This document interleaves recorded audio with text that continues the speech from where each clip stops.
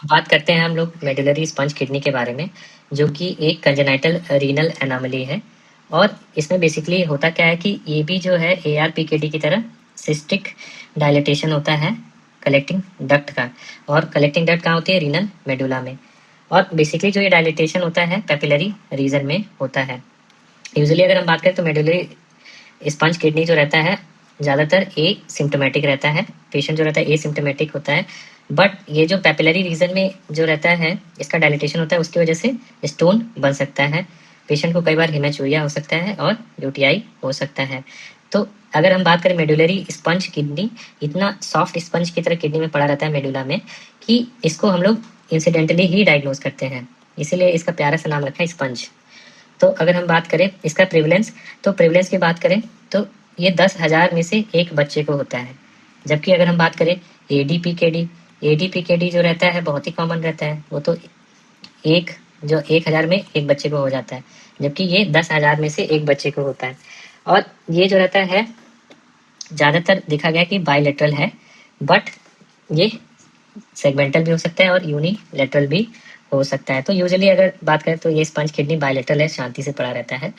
और जब बड़े हो जाते हैं हम एडोलसेंट या और यंग एडल्ट में, तब इसके बारे में पता चलता है। और इसकी खास बात यह है कि ये फीमेल में प्री डोमिनेंस होता है, जबकि एडीपीकेडी एआरपीकेडी में कोई ऐसा सेक्स प्रिपॉन्डरेंस नहीं है। ये फीमेल में प्री डोमिनेंट रहता है। और इसका जो रहता है बेसिकली बात करें तो एडीपीकेडी की तरह ही ऑटोसोमल डोमिनेंट पैटर्न होता है, बट ये बहुत रेयर होता है। ये स्पोरेडिक केसेस बहुत मिलते हैं इसके।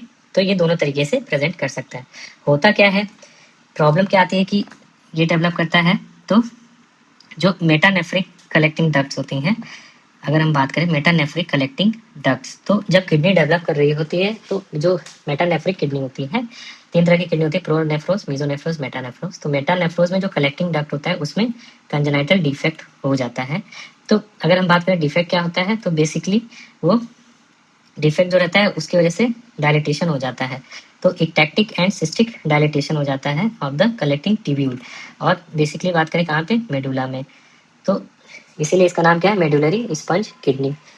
और ये जो कंजेनाइटल डिफेक्ट क्यों बोलते हैं? क्योंकि इसका जो मैकेनिज्म है वो अननोन है। तो इसलिए बस बोलते हैं कि कंजेनाइटल डिफेक्ट होता है कलेक्टिंग डक्ट में मेडुला के, और उसमें जो रहता है बेसिकली सिस्टिक डायलिटेशन हो जाता है। एग्जैक्ट मैकेनिज्म की बात करें तो अननोन है। ऐसा कहा जाता है कि ट्यूबुलर जो एपिथेलियम होते हैं उसकी एबनॉर्मेलिटी होती है, या यूरिट्रिक बर्ड जो रहता है उसमें कोई डेवलपमेंटल इंसल्ट हो जा रहा है। तो ये एक हाइपोथेसिस है, मतलब बेसिकली इसमें कुछ पता नहीं है। इसमें जो रहता है डायलिटेशन हो जाता है कलेक्टिंग ट्यूब्यूल्स का। तो अगर हम बात करें तो इसमें जो रहता है डिस्टल कलेक्टिंग डक्ट्स रहती हैं, वो इन्वॉल्व रहती हैं, उनको हम लोग बोलते हैं बेलिनी डक्ट्स। तो जो डिस्टल कलेक्टिंग डक्ट्स होते हैं, कलेक्टिंग डक्ट्स में भी जो डिस्टल वाला पार्ट होता है वो इन्वॉल्व रहती हैं, और उनको बोलते हैं बेलिनी डक्ट्स।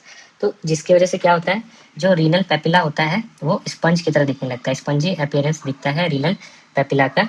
और जब हम इसकी बायोप्सी कराते हैं या हिस्टोलॉजिकल फाइंडिंग की बात करें तो उसमें जो रहेगा ट्यूबुलर इक्टेसिया मिलता है। इस तरीके से ट्यूबुलर इक्टेसिया मिल सकता है। और जो ये दो ट्यूबुलर इक्टेसिया है उसके बीच में अगर हम बात करें तो ये जो बीच की चीज़ें हैं उसमें फाइब्रोसिस मिलता है, जो इंटरस्टिशियम रहता है। तो एक तो ये ट्यूबुलर इक्टेसिया हो रहा है, और ऊपर से जो बीच में है फाइब्रोसिस मिल रही है, तो ये रहता है इंटरस्टिशियल फाइब्रोसिस। और ऊपर से इसी में जो है कैल्शियम भी डिपॉजिट होने लगा है, क्योंकि ये डायलेटेड पड़ा हुआ है तो यहाँ पे क्या हुआ, कैल्शियम डिपॉजिट होने लगता है, जिसकी वजह से स्टोन बनने लगता है। तो क्लिनिकल फीचर कैसे प्रेजेंट करेंगे? मोस्ट कॉमन अगर हम बात करें तो नेफ्रोलिथियासिस के साथ स्टोन जो रहता है मोस्ट कॉमन प्रेजेंटेशन होता है, मोस्टली कैल्शियम स्टोन बनते हैं। फिर कुछ पेशेंट्स में जो रहता है हेमेचूरिया भी मिलता है, ब्लीडिंग हो सकता है। वो हेमेचूरिया जो रहता है यूजुअली जो रहता है इंटरमिटेंट रहता है, कभी कभी होता है, और वो माइक्रोस्कोपिक होता है ज़्यादातर, और कभी कभी ग्रॉस भी हो सकता है। तो मेनली हेमेचूरिया रहता है। पेशेंट को जो रहता है डायलेटेड डक्ट है वो उसमें स्टेसिस होती है, तो यूटीआई डेवलप कर सकता है। और जो स्टोन जो बना है उसकी वजह से दर्द हो सकता है, रीनल कोलिक भी हो सकता है अगर स्टोन पास किया तो। और कई बार क्या होता है, बहुत रेयरली ये डिस्टल आरटीएच के साथ एसोसिएटेड रहता है, तो ऐसे केस में हाइपोकैलेमिया और मेटाबॉलिक एसिडोसिस भी होता है। तो अगर हम बात करें तो कुछ पेशेंट्स में कुछ भी नहीं होता है और ये इंसिडेंटली ही डिटेक्ट होता है। अगर हम बात करें तो सबसे पहले अल्ट्रासाउंड, तो अल्ट्रासाउंड में जो रहता है जो मेडुला रहेगा वो कैसा रहेगा, हाइपर इकोजेनिक, क्योंकि कैल्शियम डिपॉजिट है। और नेफ्रोकैल्सिनोसिस मिल सकता है। तो हाइपर इकोजेनिक मेडुला मिलेगा और नेफ्रोकैल्सिनोसिस। अगर हम बात करें सीटी की, तो सीटी जो रहता है उसमें पेंट ब्रश अपीयरेंस मिलता है और मेडुलरी नेफ्रोकैल्सिनोसिस मिलता है। पेंट ब्रश अपीयरेंस और मेडुलरी नेफ्रोकैल्सिनोसिस मिलेगा।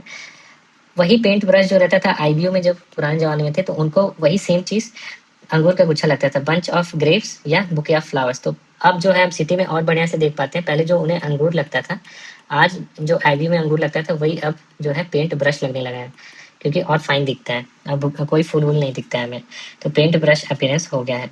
तो अगर हम बात करें इसमें जो सबसे अच्छा टेस्ट कौन सा होगा, नॉन कंट्रास्ट सिटी।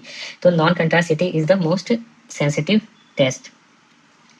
फिर अगर हम बात करें लेबोरेटरी में, तो लेबोरेटरी में हमें क्या मिलेगा, हीमेचूरिया मिल सकता है यूरिन एनालिसिस में, और क्रिस्टल्स भी मिल सकते हैं। मेनली जो मिलेगा कैल्शियम फॉस्फेट के क्रिस्टल मिलते हैं, और कई बार कैल्शियम ऑक्सलेट का भी मिल सकता है। तो अगर हम बात करें 24 आवर यूरिन अगर हम कराएंगे, तो हमें हाइपर कैल्सियूरिया मिल सकता है, और सिट्रेट कम हो जाता है, और पेशेंट में डिस्टल आरटीए भी होता है, डिस्टल आरटीए से एसोसिएटेड रहता है ये। तो अगर हम बात करें डिफरेंशियल डायग्नोसिस की, तो डिस्टल आरटीए में भी जैसे डिस्टल पार्ट इन्वॉल्व रहता है, उसमें इसमें भी ये होगा रीनल ट्यूबुलर एसिडोसिस जो रहता है, इसका एक डिफरेंशियल डायग्नोसिस होगा। बट रीनल ट्यूबुलर एसिडोसिस जो रहता है, यूजुअली उसमें सिम्टम्स आते हैं, सिस्टमिक साइंस जो रहते हैं काफ़ी सारे रहते हैं, और मेटाबॉलिक एसिडोसिस मिलता है।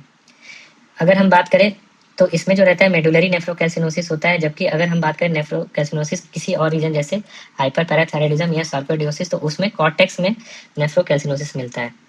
अगर मेडुला में नेफ्रोकैल्सिनोसिस मिल रहा है, तो मेडुलरी स्पंज किडनी होता है। तो अगर हम बात करें रीनल सिस्टिक डिजीज की, तो जो रहते हैं रीनल सिस्टिक डिजीज से कैसे अलग होता है, तो जो मेडुलरी स्पंज किडनी के जो सिस्ट होते हैं, वो बेसिकली कलेक्टिंग डक्ट्स में होते हैं, तो मेडुला में होते हैं, ये कॉर्टेक्स में नहीं मिलता है। तो अगर सिस्ट मेडुला में मिल रहा है, तो मेडुलरी स्पंज किडनी होगा। कॉम्प्लिकेशन वही सेम, बार बार स्टोन बन सकता है, यूटीआई हो सकता है, फिर डिस्टल आरटीए से एसोसिएटेड होता है, और कई बार डिस्टल आरटीए भी करा सकता है पेशेंट को। रीनल इम्पेयरमेंट जो कि बहुत रेयर है, कभी होता नहीं है। फिर क्या क्या इसको मैनेज कैसे करते हैं, तो बात करें तो स्टोन को कम करने के लिए, स्टोन ना बने, इन्फेक्शन ना मिले, तो पेशेंट को बोलते हैं कि पानी खूब पीना चाहिए। हाई फ्लूइड इनटेक से क्या होगा, स्टोन और इन्फेक्शन को हम कम कर सकते हैं। प्लस इसमें जो रहता है सिट्रेट कम हो जाता है, तो हम लोग पोटेशियम सिट्रेट देते हैं, जिससे कि कैल्शियम स्टोन को भी प्रिवेंट करता है और सिट्रेट का लेवल भी बढ़ाता है। फिर उसके बाद हम लोग जो है इसमें हाइपर कैल्सियूरिया जो मिल रहा है, उसके लिए थायजाइड डायूरेटिक्स दे सकते हैं, और शॉर्ट कोर्स एंटीबायोटिक दे सकते हैं अगर यूटीआई है तो। फिर अगर स्टोन की बात करें, तो अगर स्टोन जो है एक्सेसिबल है, तो हम लोग ASWL प्रीफर कर सकते हैं। यूजुअली अगर बड़ा स्टोन है, तो उसके लिए हम लोग यूरोट्रोस्कोपी या PCNL करते हैं। तो इसलिए बेसिकली अगर हम बात करें ओवरऑल स्टोन के लिए, तो प्रिवेंशन की कोशिश करना चाहिए। अगर हम बात करें बीमारी की MS के मेडुलरी स्पंज किडनी के लिए, तो उसके लिए कोई बीमारी नहीं है, उसमें कोई भी रोल नहीं होता है, ये डिफ्यूज स्ट्रक्चरल एनोमली है, और इसमें जो रहता है नेफ्रेक्टमी तो जरूरत ही नहीं पड़ती है, जब तक कि बहुत या तो नॉन फंक्शनिंग हो या तो बहुत ही सीवियर इन्फेक्शन हो, तभी, नहीं तो नेफ्रेक्टमी का भी कोई रोल नहीं होता है। तो अगर प्रोग्नोसिस की बात करें, तो ज़्यादातर ये बेनाइनी रहता है, एसिम्टोमेटिक रहता है, और रीनल फंक्शन भी प्रिजर्व रहता है। मेनली जो कॉम्प्लिकेशन होता है वो स्टोन और इन्फेक्शन की वजह से होता है, ना कि मेडुलरी स्पंज किडनी की वजह से।